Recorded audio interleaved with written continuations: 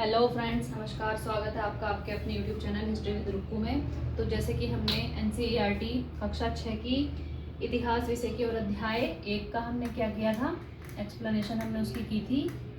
अध्याय 1 क्या, कब, कहाँ और को मैं ऐसे लिख देती हूँ, कैसे। इस अध्याय में जो शब्दावलियाँ हैं उनके बारे में आज हम जानेंगे। ये शब्दावलियाँ ऐसी हैं जो न केवल कक्षा 6 के विद्यार्थियों के लिए बल्कि उन विद्यार्थियों के लिए भी बहुत ज़रूरी हैं जो किसी भी प्रतियोगी परीक्षा की तैयारी कर रहे हैं। तो चलिए शुरू करते हैं। सबसे पहली शब्दावली है पांडुलिपि।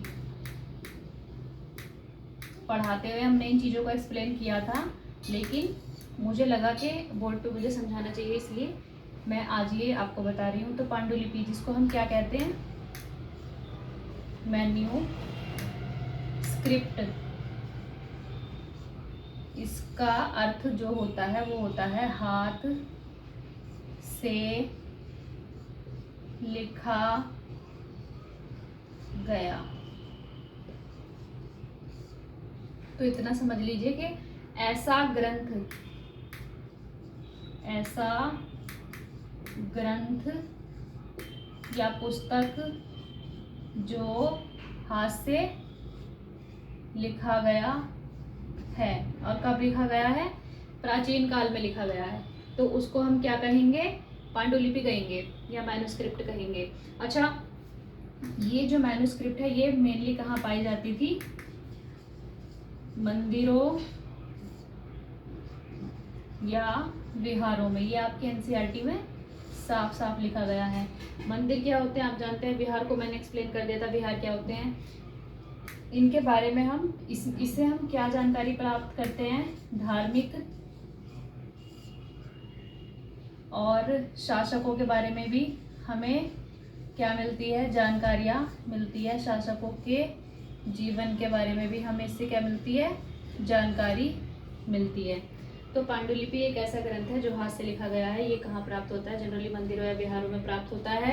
इससे हमें धार्मिक मान्यताओं के बारे में भी जानकारी मिलती है, लोगों के, शासकों के जीवन के बारे में भी हमें क्या मिलती है? इससे जानकारी मिलती है। तो चलिए, एक शब्दावली होगी पांडुलिपि। दूसरी शब्दावली है अभिलेख। तो अब हम जानेंगे अभिलेखों के बारे में। एक पॉइंट रह गया था अभिलेखों के बारे में जानने से पहले। मैंने बताया था आपको कि सबसे प्राचीन जो पांडुलिपि है उस पांडुलिपि का नाम है बकशाली पांडुलिपि।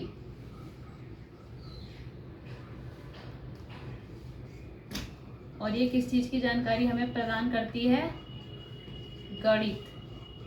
गणित की जानकारी हमें इससे प्राप्त होती है। तो इसको ध्यान रखेंगे कि सबसे प्राचीन पांडुलिपि जो है वो बकशाली पांडुलिपि है, जो कि गणित से संबद्ध है। चलिए अभिलेखों के बारे में जानते हैं। देखिए, हम जो अध्ययन कर रहे हैं ना, वो हम अतीत का अध्ययन कर रहे हैं। किसका? अतीत का अध्ययन कर रहे हैं हम। तो ये पांडुलिपि या ये जो अभिलेख हो गए, ये हमें किस चीज़ में सहायता करते हैं? अतीत के अध्ययन में सहायता करते हैं, क्योंकि इनसे हमें जानकारी मिलती है जिसके आधार पर हम आगे बढ़ने का प्रयास करते हैं। तो अभिलेख, ऐसे जो लेख थे वो किस पे लिखे जाते थे या किस पर उत्कीर्ण किए जाते थे? पत्थर अथवा धातु पर। पत्थर अथवा धातु पर उत्कीर्ण लेख क्या कहलाता था? अभिलेख कहलाता है। अभी भी कहलाता है।